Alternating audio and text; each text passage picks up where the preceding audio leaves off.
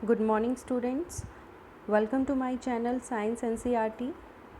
Today we will start with new lesson from class 10th Science NCERT. This is chapter number 2, acid, bases and salt. What are acids? The word acid is come from the Latin word acere which means sour. तो acid और basis के बारे में आप पहले भी पढ़ चुके हैं छोटी क्लासेस में। तो एसिड जो वर्ड है ये कहाँ से आया है? अकीरे वर्ड से, विच मीन्स सॉवर। तो जितने भी एसिड्स होते हैं उनका टेस्ट कैसा होता है? सॉवर होता है। Acid change the blue litmus to red litmus. अब एक लिटमस पेपर होता है जिसके बारे में मैं आपको बाद में बताऊंगी। तो ये एक इंडिकेटर होता है। तो जैसे मान लो कोई ब्लू कलर का लिटमस पेपर है, अगर आप उसे किसी सॉल्यूशन में डिप करोगे तो उसका कलर ब्लू से रेड में चेंज हो जाएगा। तो ये क्या इंडिकेट करेगा कि ये सॉल्यूशन जो है वो एसिडिक है। ठीक है, तो acid changes blue litmus to red litmus. Acid gives H positive ions in water. Acid, किसी भी एसिड को हम पानी के अंदर डिज़ोल्व करते हैं तो वो H पॉजिटिव आयन देते हैं। एसिड्स और करेसिव इन नेचर। एसिड जो होते हैं वो करेसिव इन नेचर होते हैं। जैसे किसी भी एसिड को आप किसी मेटल के साथ ये रिएक्ट कर सकता है तो ये हार्मफुल रहेगा। तो एसिड जो होते हैं वो करेसिव इन नेचर होते हैं।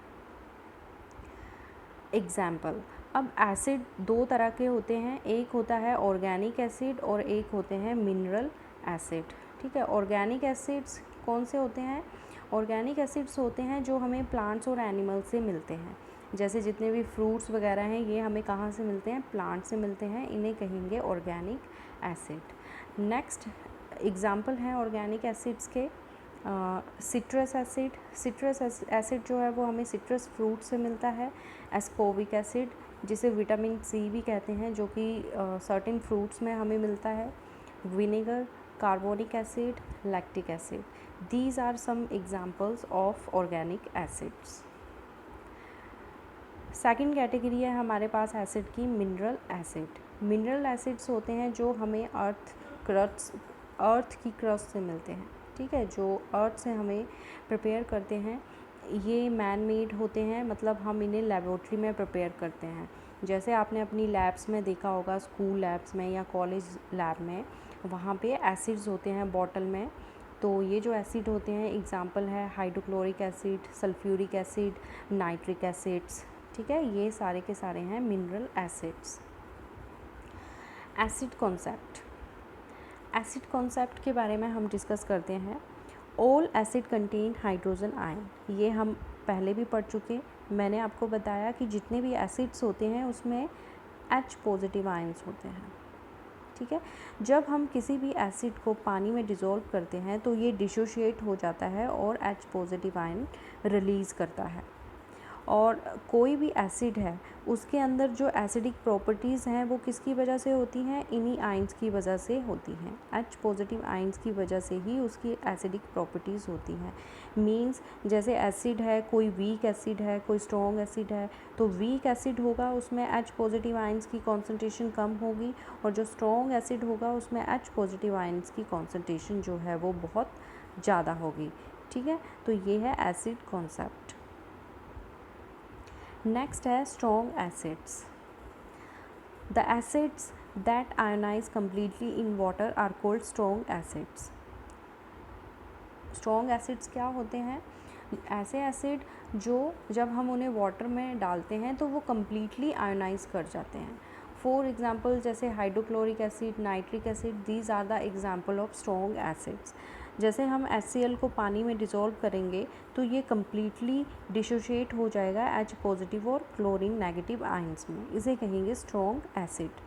Strong acids also have high electric conductivity because of high hydrogen ion concentration.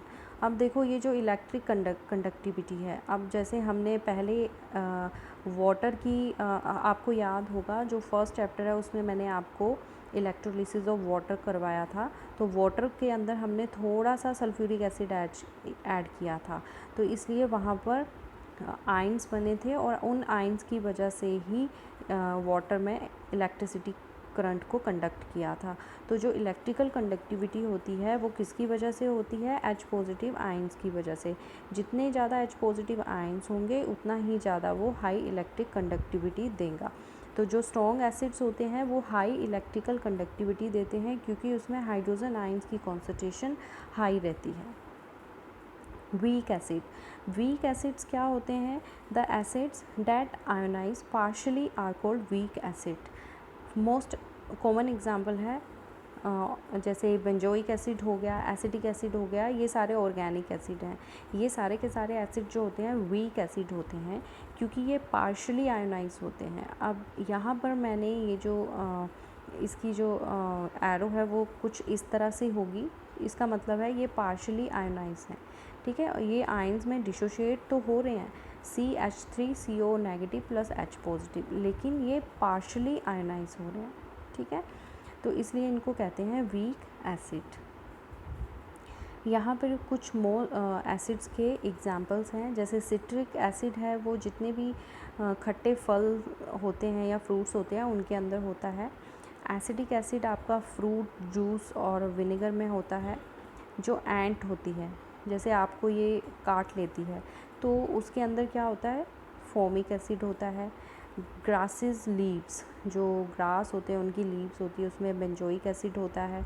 Spinach और टोमेटो में ऑक्सैलिक एसिड होता है। एप्पल, बनाना, पोटैटो और कैरेट में मैलिक एसिड होता है। Oil of vitriol contain sulphuric acid. Alum contain nitric acid. Tamarind contain tartaric acid and curd contain lactic acid, ठीक है। तो ये जो चार्ट है इसको आपने याद कर लेना है कि किन किन सब्सटेंसेस में कौन से एसिड्स आपको मिलते हैं। नेक्स्ट आपका आता है डाइल्यूट एसिड। डाइल्यूट एसिड क्या होता है? When small amount of solute is dissolve in large amount of solvent then the solution is called dilute solution. मान लो हमने डाइल्यूट एसिड बनाना है तो हम क्या करेंगे? वाटर की क्वांटिटी को ज़्यादा रखेंगे और इसमें few drops of sulphuric acid डालेंगे, ठीक है। तो यहाँ पर सॉल्वेंट क्या है? सॉल्वेंट है वाटर, ठीक है। और सोल्यूट क्या है? सोल्यूट है सल्फ्यूरिक एसिड। तो सोल्यूट की कॉन्सेंट्रेशन हम कम रखेंगे और सॉल्वेंट की कॉन्सेंट्रेशन हम ज़्यादा रखेंगे तो हमारे पास सोल्यूशन जो बनेगा वो बनेगा डाइल्यूट सोल्यूशन। कॉन्सेंट्रेटेड सोल्यूशन में अपोजिट होगा, उल्टा होगा। कॉन्सेंट्रेटेड सोल्यूशन में हम क्या करेंगे? जो सोल्यूट है उसकी अमाउंट हम लार्ज रखेंगे और सॉल्वेंट की कॉन्सेंट्रेशन को हम लो रखेंगे। मींस मान लो हमने सल्फ्यूरिक एसिड का कॉन्सेंट्रेटेड सोल्यूशन बनाना है तो हम उसमें थोड़ा सा पानी लेंगे और उसमें जो सल्फ्यूरिक एसिड है उसको ज़्यादा ऐड कर देंगे, ठीक है। तो ये हमारे पास कॉन्सेंट्रेटेड सोल्यूशन बन जाएगा। अब सबसे इम्पोर्टेंट चीज़ है, जब भी आप अपनी लैब्स में एसिड के साथ काम करते हो तो आपको एसिड कैसे डालना है। देखो, we always pour sulphuric acid in large amount of water. सबसे पहले कभी भी एसिड को अपने ऐड करना है या उसके साथ आप काम कर रहे हो तो सबसे पहले आपको पानी लेना है और पानी के अंदर धीरे धीरे ड्रॉप वाइज आपको एसिड को इसमें ऐड करना है, ठीक है, धीरे धीरे। अगर आप उल्टा करोगे, हमेशा pour acid in water, okay, not water into acid, always pour acid into water. अगर मान लो आप उल्टा करते हो, मान लो आपने यहाँ पे एसिड ले लिया और इसके ऊपर से आप पानी डाल रहे हो तो क्या होगा? एकदम से एक्सोथर्मिक रिएक्शन होगी, बहुत सारी हीट इवॉल्व होगी। मान लो यहाँ पे ब्लास्ट भी हो सकता है और कोई एक्सीडेंट भी हो सकता है आपके साथ। तो हमेशा जब आप किसी एसिड के साथ काम कर रहे हो, मान लो आप उसका सॉल्यूशन बना रहे हो, तो आपने हमेशा क्या करना है? सबसे पहले बीकर में आपने पानी लेना है लार्ज अमाउंट में और उसमें धीरे धीरे ड्रॉप वाइज जो है वो एसिड ऐड करना है, ठीक है। अगर आप ऐसा नहीं करोगे तो कोई भी एक्सप्लोजिव रिएक्शन हो सकती है, एक्सप्लोजन हो सकता है लैब में। तो बी ऑलवेज़ केयरफुल जब आप बात एसिड के साथ काम करते हो।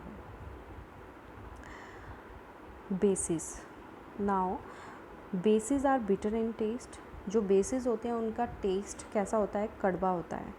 सोपी इन टच होते हैं, जब भी आप इनको टच करोगे तो आपको सोपी फीलिंग आएगी, जैसे साबुन होता है सोपी होता है टच, तो बेसिस जो होते हैं सोपी इन टच होते हैं। Basis produce OH negative ions in water. जैसे एसिड जो है वो पानी में H पॉजिटिव आयन देते हैं, उसी तरह जो बेस हैं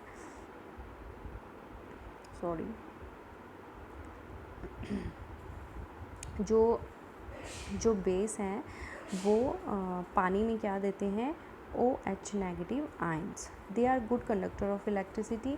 इलेक्ट्रिसिटी के ये अच्छे कंडक्टर होते हैं। अब देखो जहाँ पर आयंस बन रहे हैं, इट मीन्स कि वो इलेक्ट्रिसिटी के अच्छे कंडक्टर होंगे। एसिड भी इलेक्ट्रिसिटी के अच्छे कंडक्टर होते हैं और बेसिस भी इलेक्ट्रिसिटी के अच्छे कंडक्टर होते हैं। Basis turn the red litmus blue. अब देखो यहाँ पे लिटमस फिर आ गया।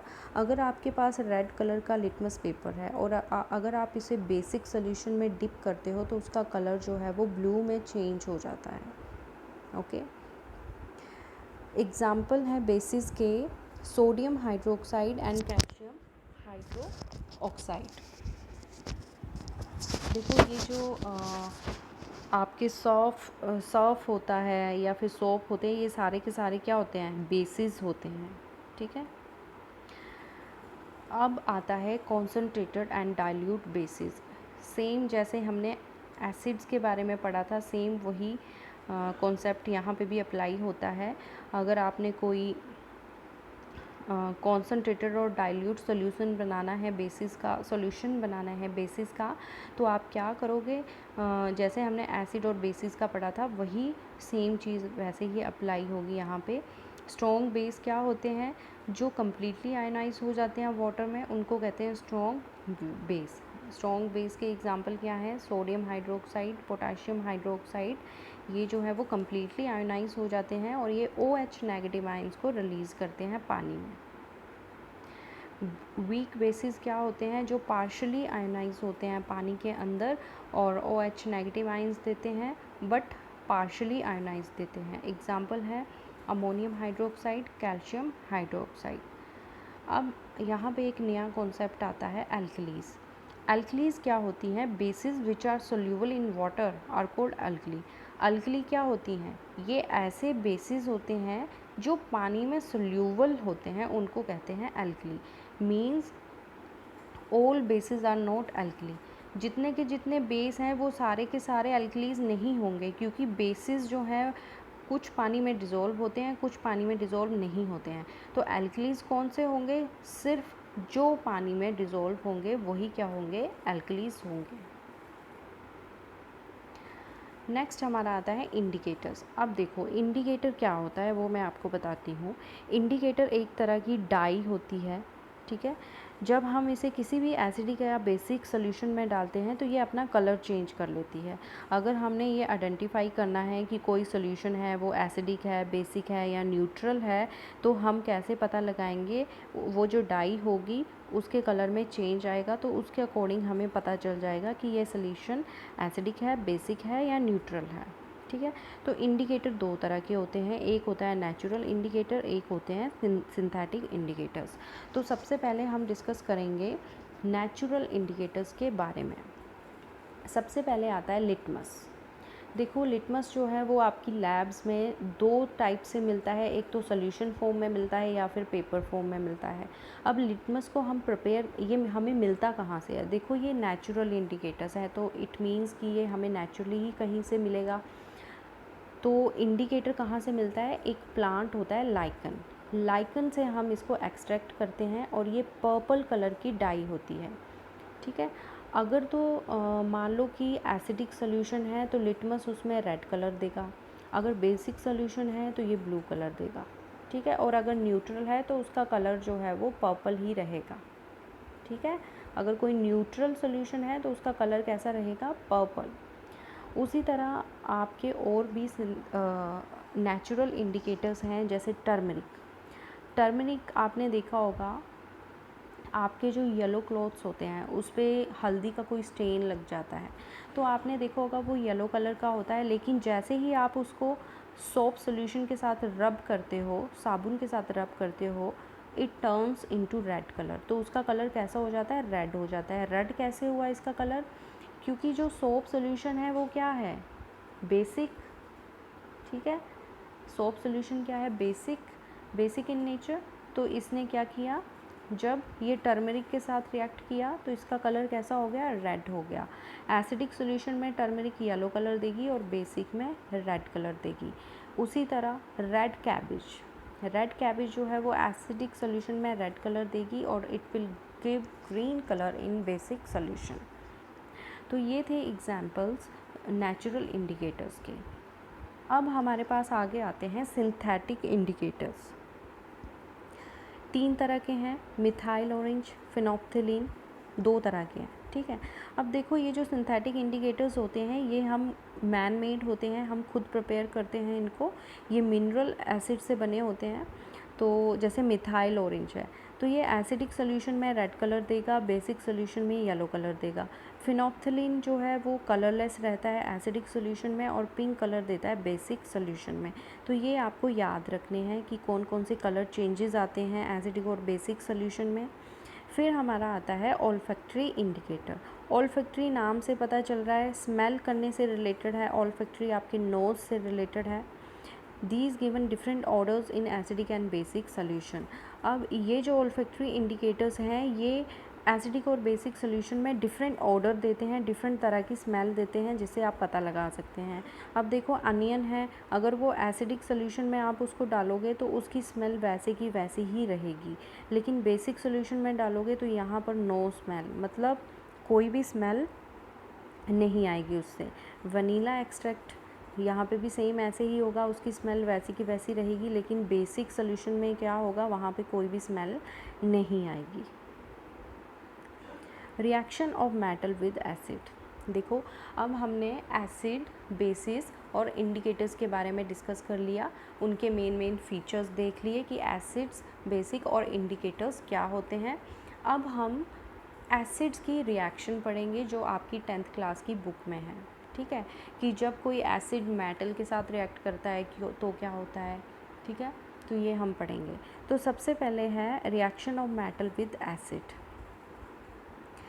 जब मेटल एसिड के साथ रिएक्ट करती है it will form salt and hydrogen gas.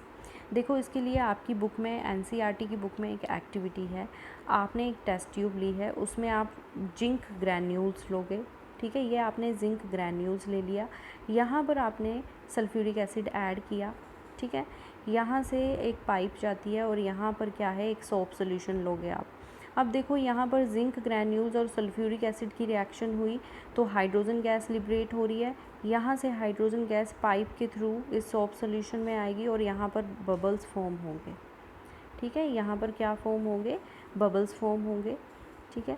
अब आपको कैसे पता चलेगा कि यहाँ पर हाइड्रोजन गैस लिबरेट हो रही है, यहाँ पर अगर आप बर्निंग कैंडल लेके आते हो तो ये जो बबल्स हैं ये कैसे बर्न होंगे, पॉप साउंड से, कैसे बर्न होंगे, पॉप साउंड से, ठीक है।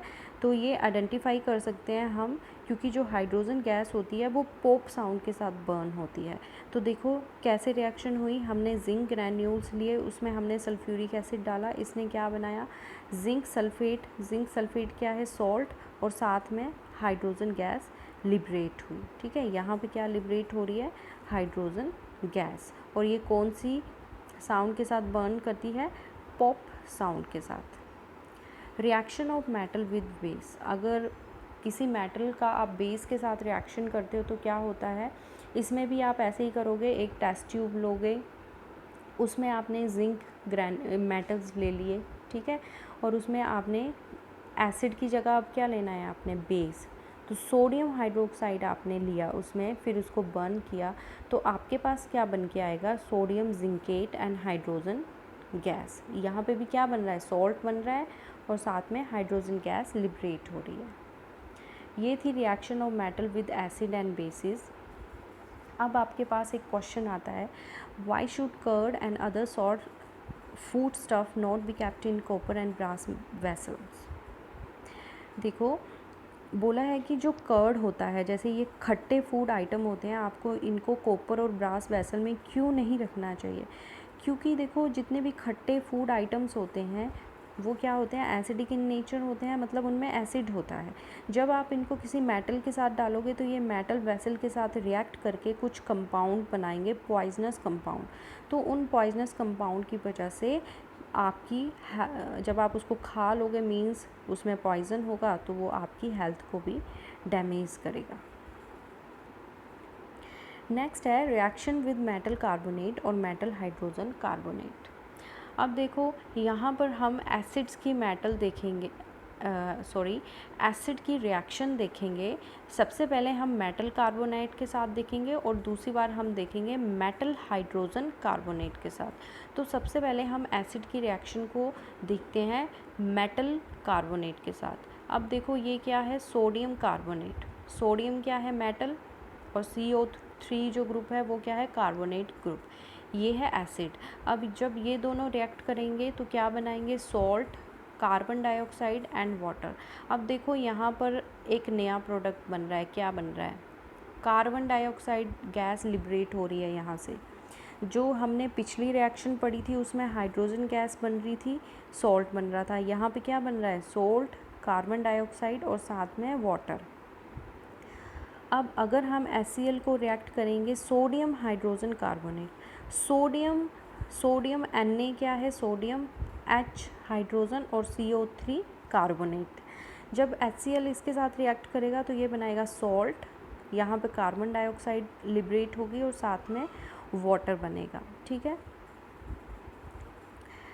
अब देखो, अब ये जो हमारे पास कार्बन डाइऑक्साइड गैस लिबरेट हो रही है, अगर हमने इसको आइडेंटिफाई करना है कि ये कौन सी गैस है, तो हम कैसे पता लगाएंगे, हम क्या लेंगे, लाइम वाटर लेंगे। लाइम वाटर क्या होता है, कैल्शियम हाइड्रोक्साइड। इसमें से हम कार्बन डाइऑक्साइड गैस को पास करवाएंगे तो हमारे पास बनेगा कैल्शियम कार्बोनेट और वाटर। कैल्शियम कार्बोनेट जो है, अब देखो ये जो कैल्शियम हाइड्रोक्साइड है यहाँ पर ये कलरलेस होगा, लेकिन जैसे ही कार्बन डाइऑक्साइड गैस यहाँ पास करेंगे तो ये इसका कलर चेंज हो जाएगा और ये मिल्की अपीयरेंस देगा और इसमें वाइट कलर के प्रेसिपिटेट्स बनेंगे। अब देखो प्रेसिपिटेट्स क्या होते हैं, इनसोल्यूबल होते हैं, ठीक है, और साथ में वाटर बनेगा। अब ये जो कैल्शियम कार्बोनेट है इसको हम लाइमस्टोन भी कहते हैं। ठीक है, लाइमस्टोन भी कहते हैं, जैसे मार्बल, चौक और ये जो लाइमस्टोन है ये कैल्शियम कार्बोनेट की ही फॉर्म्स होती हैं अलग अलग। तो अगर हम इसमें से कार्बन डाइऑक्साइड गैस और ज़्यादा पास करवाएंगे इसमें से, ठीक है, तो ये वापस से ये मिल्की होगा, वापस से ये चेंज हो जाएगा सोल्यूबल फॉर्म में और ये क्या बनाएगा, कैल्शियम हाइड्रोजन कार्बोनेट। ठीक है, ये रिएक्शन हो गई। नेक्स्ट है हमारे पास neutralisation reaction. The reaction between an acid and a base to give a salt and water is known as neutralization reaction. जब भी कोई एसिड किसी बेस के साथ रिएक्ट करता है तो वो बनाता है सॉल्ट एंड वाटर। ठीक है, जैसे हम रिएक्शन एग्जांपल ले लेते हैं, ये है HCl, ये है सोडियम हाइड्रोक्साइड। अब ये रिएक्ट करेंगे तो ये क्या बनाएगा, सॉल्ट एंड वाटर। इसको बोलते हैं neutralisation reaction. Reaction of metallic oxide with acid.